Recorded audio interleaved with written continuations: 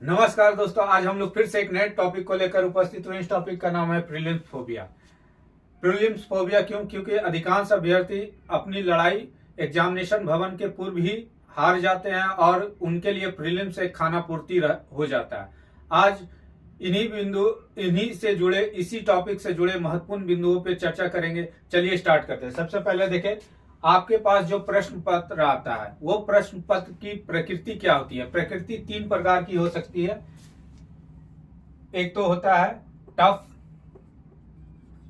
यानी कठिन प्रश्न पत्र का नेचर। दूसरा आसान, और तीसरा जो होता है मॉडरेट यानी मध्यम। इन तीन प्रकृति के आपके पास प्रश्न आते हैं।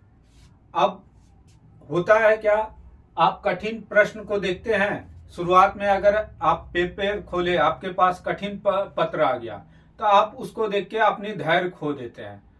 तो इस दौरान आपको धैर्य को बनाए रखना चाहिए और एग्जामिनेशन भवन में जैसे ही प्रश्न पत्र मिले, कम से कम 2 से 3 मिनट आप पूरे प्रश्न पत्र को एनालिसिस करने में दे दें, ताकि आप यह जान ले कि हमें किस सेक्शन से, हो सकता है आपके शुरुआत वाले क्वेश्चन बहुत टफ हो, अब आगे चल के आसान हो। तो कुछ बच्चों के साथ समस्या रहती है कि वो सर हम शुरुआत में कठिन प्रश्न करते रहे, बाद में देखे तो आसान रहा, उस समय हमें टाइम नहीं मिला। तो ऐसा ना हो कि आपके आसान प्रश्न छूट जाए। तो इसके लिए पहले आप प्रश्नों को एनालिसिस करें कि हमारे पास जो पूरे पेपर, प्रश्न पत्र को एनालिसिस करें कि पूरे पेपर में कौन सा सेक्शन मेरे लिए आसान है। तो सबसे पहले हम जब पेपर हल करने का तरीका क्या होगा, हल करने का तरीका, तो सबसे पहले आसान क्वेश्चन को टेकल करेंगे। उसके बाद मध्यम जो 50-50 वाला है। उसके बाद लास्ट में हम देखेंगे कि जो टफ है, तो हम इसमें अगर अनुमान एनालिटिक काम होता है तो एनालिसिस करके हम उसके आधार पे इसको हल करेंगे। पहला तो ये हुआ। दूसरा क्या हुआ कि आपके पास मान लीजिए समय 2 घंटा है। जैसे यूपीएससी जीएस पेपर 1 देने जा रहे हैं, suppose that GS paper 1 UPSC का है, पेपर है, और 2 घंटे आपके पास टाइम है, और प्रश्न पत्र की नेचर जो है लेंदी है।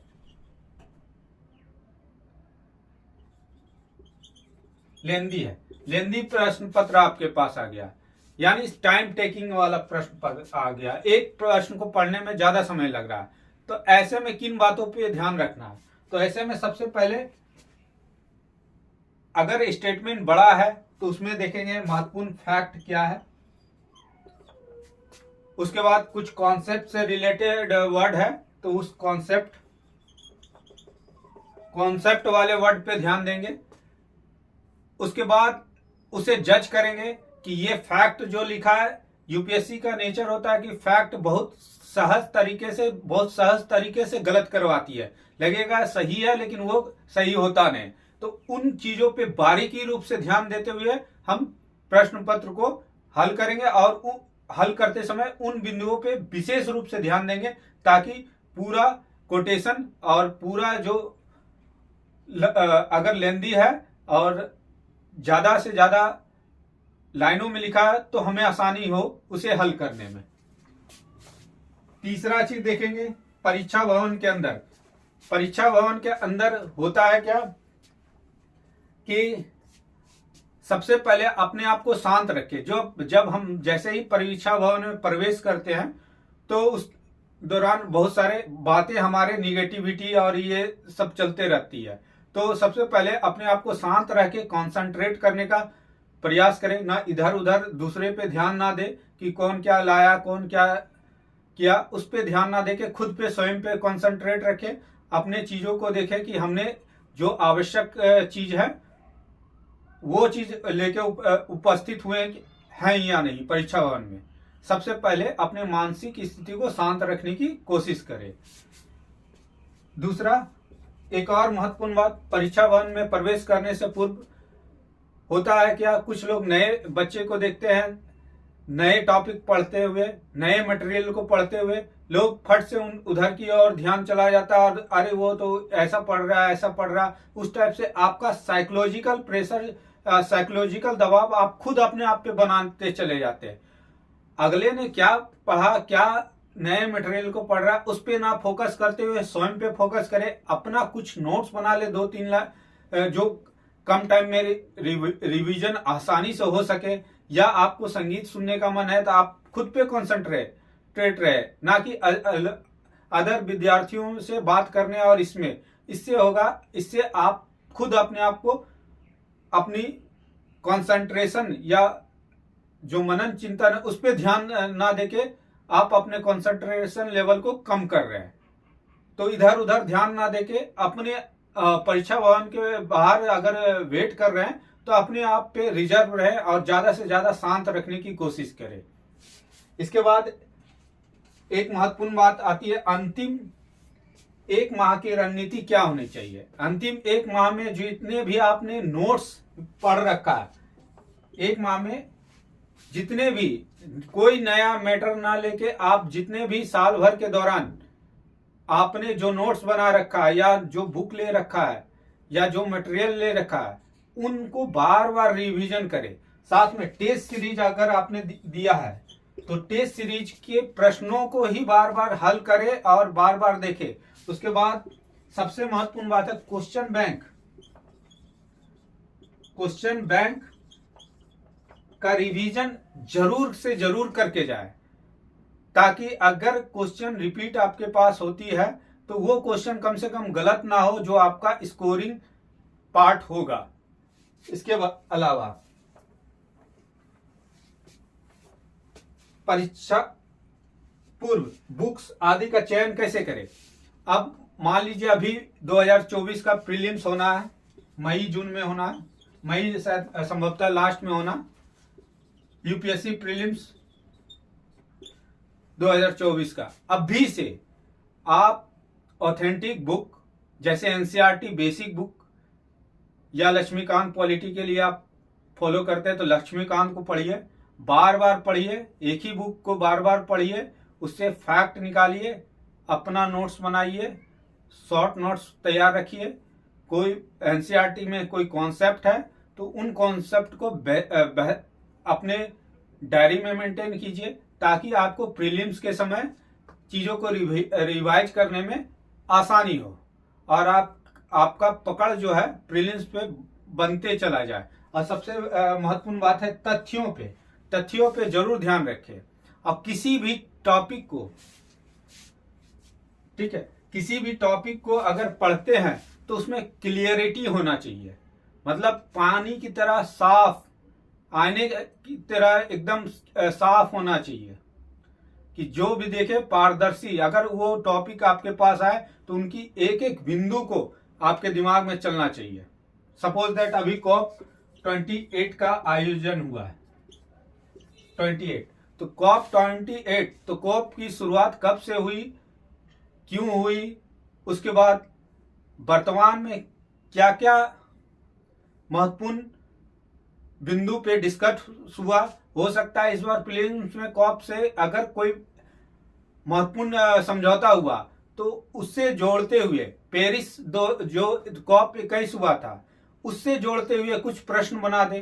तो इस तरह से आपके जो महत्वपूर्ण कॉप के सम्मेलन हुए, जैसे पेरिस सम्मेलन 2021 में, कॉप 2015 21वां कॉप सम्मेलन, 21वां कॉप सम्मेलन काफी महत्वपूर्ण है। तो इस तरह से आप जो भी कॉप और 28वां, इससे पूर्व 27वां, तो इन टॉपिकों को लेके मिक्स करके यूपीएससी एक प्रीलिम्स का क्वेश्चन बना सकती है।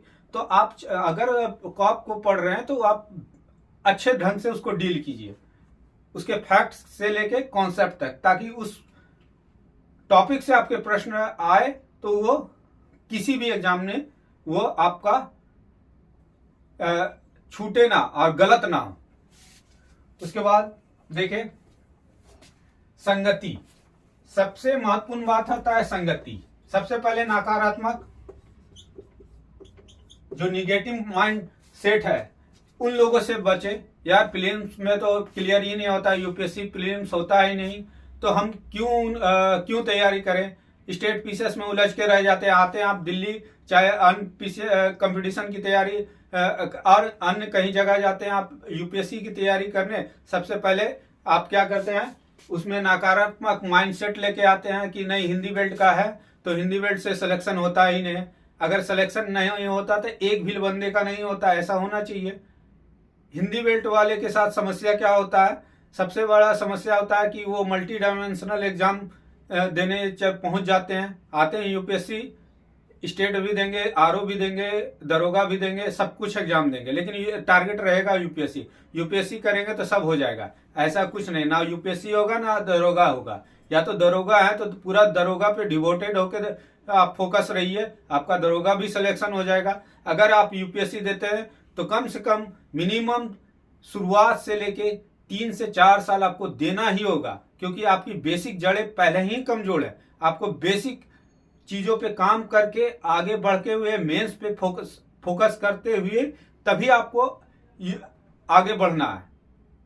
और प्रीलिम्स के लिए एक बार प्रीलिम्स आप निकलना स्टार्ट होगा तो फिर आपका स्टेट भी पीसीएस होगा और फाइनल इधर नहीं तो उधर कहीं ना कहीं सिलेक्शन हो जाएगा। लेकिन पहले आपको 2 से 3 साल आपकी जड़ें मजबूत करने में आपको समय देना ही होगा, और सतत रूप से, बिना निगेटिव माइंडसेट है। और दूसरी बात, प्रीलिम्स के पूर्व जितने भी निगेटिव माइंडसेट के लोग हैं आपके इर्द गिर्द, सबसे दूरी बनाइए, खुद में फोकस कीजिए और अच्छे संगत 3-4 लोगों का ग्रुप बनाइए। सप्ताह में 1-2 दिन, ज्यादा नहीं, सप्ताह में 2 दिन, 1 या 2 दिन का डिस्कशन रखिए, और जितने भी 2-3 दिन के अंदर आपने टॉपिक को पढ़ा, 2-3 घंटे में बैठ के उनसे डिस्कस कीजिए, ताकि आपके प्रीलिम्स में क्लियरिटी और आ जाए, आपके चीजों को बार बार मेमोराइज हो, फैक्ट पे आप पे पकड़ आ जाए आपको। उसके बाद देखें सीसेट पेपर 2 की रणनीति क्या होना चाहिए। अधिकांश पिछले 2023 में 11 लाख लोगों में 84,000 ही लोग प्रीलिम्स पेपर 2 पास किए। क्यों? क्योंकि इसमें सबसे बड़ी चीज है नकारात्मक अप्रोच। अप्रोच क्या होता है? नकारात्मक अप्रोच करने का मतलब क्या है? अरे प्रीलिम्स सीसेट पेपर है कंप्रिहेंशन के, यानी कंप्रिहेंशन मतलब बोधन क्षमता, कंप्रिहेंशन के भरोसे जाते हैं, कंप्रिहेंशन से तो आ ही जाएगा, हम क्वेश्चन कर ही ले जाएंगे। इनकेस कंप्रिहेंशन टफ आ गया, मैथ वाले सेक्शन टफ आ गए, तो आप क्या करेंगे? पिछले साल यही हुआ है। तो आप कम से कम अभी से, अभी दिसंबर स्टार्ट हो गया, मिड दिसंबर हो गया, 15 दिसंबर आज हो गया, अभी से इंजॉय के तौर पे, जैसे जीएस आप पढ़ते हैं, जीएस पेपर 1 के टॉपिक पढ़ते पढ़ते थक जाए, रिफ्रेशमेंट के लिए एंजॉय के तौर पे 10 मैथ आपने पास रखिए, 10 में से 5 बना डालिए एंजॉय के तौर पे। कुछ रीजनिंग के कोड है उनको बार बार रिवाइज कीजिए, जैसे इजोटी हो गया 5, 10, 15, 20, 25 आपके कोड होना चाहिए। अगर कोडिंग डिकोडिंग से प्रश्न आते हैं तो आपको छूटना नहीं चाहिए। उसी प्रकार से ट्रायंगल रिलेटेड कितने ट्रायंगल है गिनना है, या वर्ग कितने हैं, इस टाइप से कोई क्वेश्चन आए, या डाइस से क्वेश्चन आए, ये सब एंजॉय के तौर पे आप उन चीजों को बनाइए। मैथ्स के कुछ प्रश्न लीजिए, उसको एंजॉय के तौर पे बनाइए, ताकि रिफ्रेशमेंट बना रहे और जीएस पेपर में भी क्लियरिटी आ जाए, और अच्छे तरीके से आपको उधर भी फायदा करेगा। दूसरी बात है बोधन क्षमता, कंप्रिहेंशन दिक्कत इसलिए आती है टैकल करने में, क्योंकि आपके जीएस पेपर 1 पे आपका टॉपिक क्लियर नहीं रहता है। अगर टॉपिक क्लियर हो तो आप कंप्रिहेंशन पेपर 2, जीएस पेपर 2 के कंप्रिहेंशन वाले पार्ट को और बेहतर रूप से टैकल करेंगे। मान लीजिए इतिहास का कोई टॉपिक है, हिस्ट्री का टॉपिक पे आपको क्लियरिटी है, जैसे ही कंप्रिहेंशन में हिस्ट्री से रिलेटेड कोई टॉपिक आ गया, तो आपको हल करने में भी समय कम लगेगा। दूसरी बात, आपको चीजों पे पकड़ रही है, अच्छा इसमें इस कहानी में ये हुआ था, इस कहानी में हुआ ये था, यहाँ ये लाइन गलत लिखा गया है, फट से आप टिक लगा के निकल जाएंगे, आपकी एक्यूरेसी बढ़ जाएगी। तो जीएस पेपर 2 को इंजॉय के रूप में अभी से ही पढ़ना आरंभ कर दीजिए। और टेस्ट सीरीज, किसी भी कोचिंग इंस्टीट्यूट का आप टेस्ट सीरीज देते हैं तो टेस्ट सीरीज के महत्वपूर्ण टॉपिक, वाहियात क्वेश्चन को वहां भी एडिट कीजिए। जो लगता है नहीं एकदम इरिलेवेंट है, ये आना नहीं है, उस पर आप समय ना खराब करके जो महत्वपूर्ण टॉपिक है वहां भी एडिट करके आप महत्वपूर्ण क्वेश्चन को छांट के आप पढ़िए। ठीक है, ऐसा नहीं कि कोई टेस्ट सीरीज दे रहे हैं तो एज इट इज आ जाएगा, लेकिन हाँ आना वो आपके पूर्व अभ्यास के लिए बेहतर है। लेकिन हाँ, उसमें भी पेशेंस नहीं खोजना। अगर टेस्ट सीरीज में बहुत टफ क्वेश्चन आपको दे दिया गया तो उसमें अच्छा बेहतर यही है, बहुत टफ आ गया जो एकदम अननोन है, आप उसको देख के बाउंसर आप पे एक साइकोलॉजिकल प्रेशर हो जाता है कि नहीं, बेहतर है उस टॉपिक को एक बार देख लीजिए, पढ़ लीजिए, और आंसर जो दिया हुआ एक्सप्लेनेशन उसको बेहतर रूप से एक बार देख लीजिए। प्रेशर लेने का जरूरत नहीं है, क्योंकि वो आपका ये है पूर्व मॉक टेस्ट है, पेपर से पूर्व। तो इन महत्वपूर्ण बिंदुओं पर ध्यान दीजिए। और सबसे बड़ी चीज है धैर्य और प्रेशर हैंडल करना। ये दो चीज आपके लिए बहुत महत्वपूर्ण है प्रीलिम्स क्लियर करने में। इन दोनों पे काम कीजिए, धैर्य बनाए रखिए और प्रेशर हैंडल करने की क्षमता विकसित कीजिए, और ये खुद में लाना होगा। चलिए, टॉपिक यहीं समाप्त होता है। धन्यवाद।